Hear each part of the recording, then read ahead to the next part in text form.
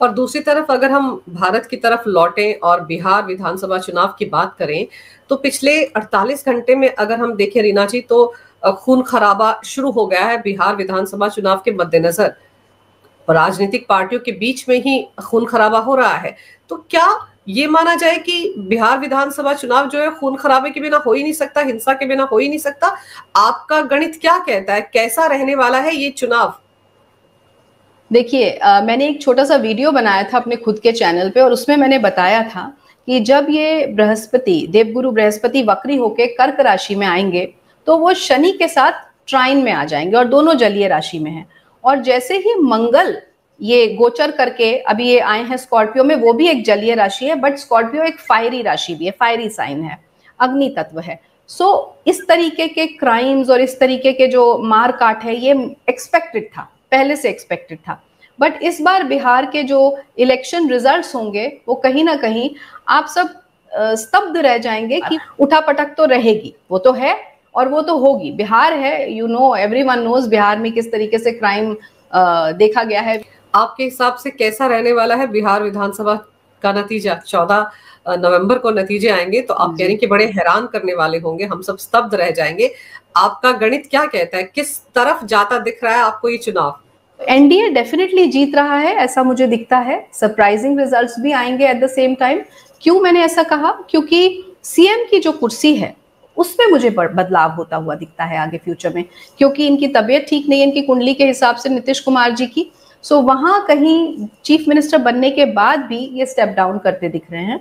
और आगे आने वाले बहुत सारे चेहरे हैं, लेकिन उनमें से जो सबसे प्रोमिनेंट चेहरा मुझे दिखता है, एकदम अभी नहीं लेकिन somewhere after the mid of 2026, वो चिराग पासवान का दिखता है। He is a people's person, और वो नरेंद्र मोदी जी के हनुमान कहलाते हैं। उनको हमेशा हनुमान जी कहा जाता है, जो कि नरेंद्र मोदी जी को और बीजेपी के लिए एक बहुत ही स्ट्रॉन्ग रिप्रेजेंटेटिव हैं। और हनुमान जी को कहीं ना कहीं हम मंगल से भी कनेक्ट करते हैं। सो मंगल की महादशा भारत की, मंगल की महादशा हमारे प्राइम मिनिस्टर जी की, और फिर चिराग पासवान की कुंडली में भर भर के राजयोग। लियो उनका लगन है और उसके स्वामी होते हैं सूर्य, और जैसे ही उनकी सूर्य की महादशा शुरू होगी तो उनके वो राजयोग एक्टिवेट होना शुरू हो जाएंगे।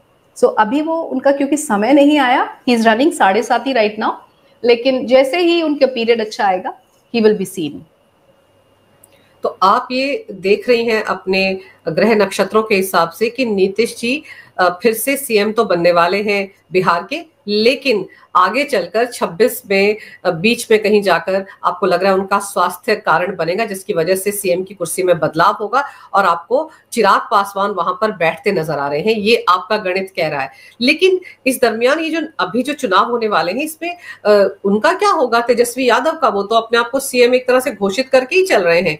क्या लगता है आपको, उनकी कुंडली क्या कहती है? तेजस्वी यादव की कुंडली बिल्कुल भी सीएम बनने के लायक नहीं है। ही इज ऑल्सो रनिंग 7.5, उनकी भी 7.5 है। पर कहीं ना कहीं कुंडली के ग्रहों को हम कर्मों से भी जोड़ के देखते हैं।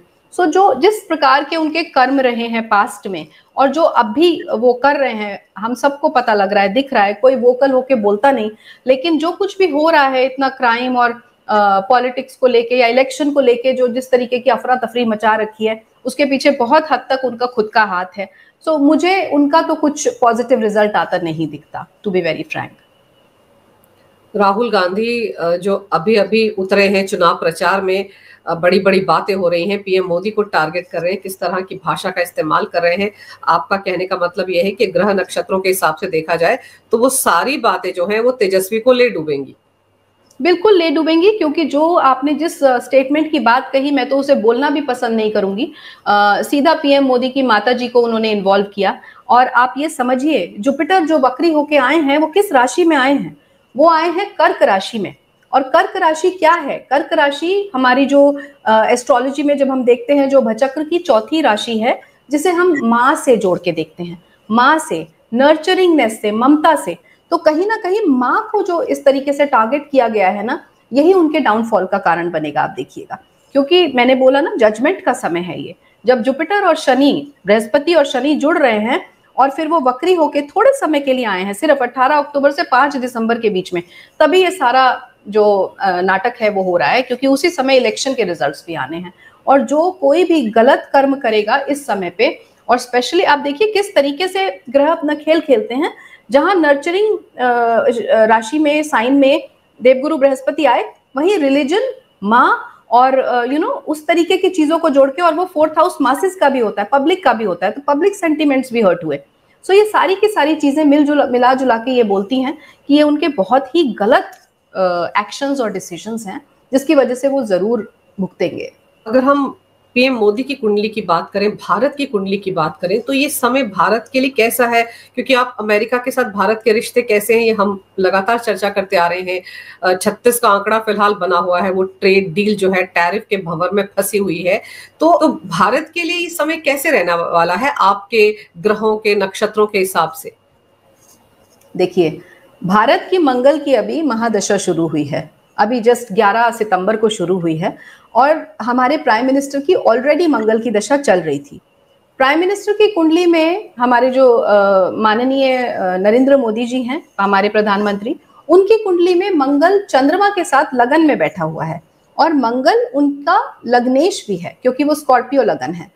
और हमारे भारत की कुंडली में मंगल 2nd हाउस में बैठा हुआ है और आर्द्रा नक्षत्र में बैठा है। आर्द्रा मतलब केओस। अब जब इस तरीके की सिचुएशंस हैं, इस तरीके के नक्षत्र एक्टिव हो रहे हैं, सो शांति तो कहीं नहीं दिखती है, शांति तो बिल्कुल नहीं है। और क्योंकि ग्लोबली सब जगह इकोनॉमी और जियोपॉलिटिकल लेवल पे बहुत डिसरप्शन और डिसइंटीग्रेशन, इवन नाटो कंट्रीज का मैं डिसइंटीग्रेशन होते हुए देखती हूँ आगे। सो इतनी सारी चीजें जब देश दुनिया में हो रही हैं, तो रिपल्स तो भारत में भी आएंगे। जब आप पत्थर फेंकेंगे किसी पॉन्ड में, तो आपको रिपल्स तो चारों तरफ दिखेंगे। सिमिलरली हमारा देश भी कहीं बचा नहीं रहेगा, छूता नहीं रहेगा। बट हाँ, मैं ये कहूंगी, इतना सब होते हुए भी परेशान जरूर होंगे, लेकिन we will emerge as a very very strong economy. क्योंकि ये वाला जो रास्ता है, कहते हैं ना कि डगर बहुत कठिन है, लेकिन हम डेस्टिनेशन पे जब पहुंचेंगे, we will be the winners. हम जीते हुए पहुंचेंगे, हम जीतने वाले हैं। ये जो 7 साल की मंगल की दशा है, वो कहीं ना कहीं भारत को एक बहुत ही शांत प्रकृति के देश से एक बहुत वॉलेटाइल, लाइक अ योद्धा बना रही है। मतलब हमारा अब रिटेलिएशन मोड है, हम we are not in the defence mode, we are in the attack mode now. अब कोई हमें छू के दिखे, कोई उंगली लगा के देखे, या कोई थोड़ा सा कहीं से हमें प्रोवोक करके देखे, we will not sit back now.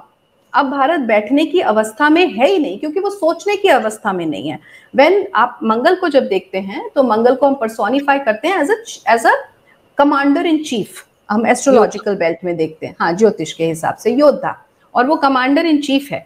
सो जब वो मंगल है और कमांडर इन चीफ और प्रैक्टिकली सोचता नहीं है, उसको तो बस एक्शन है, he is an action oriented person.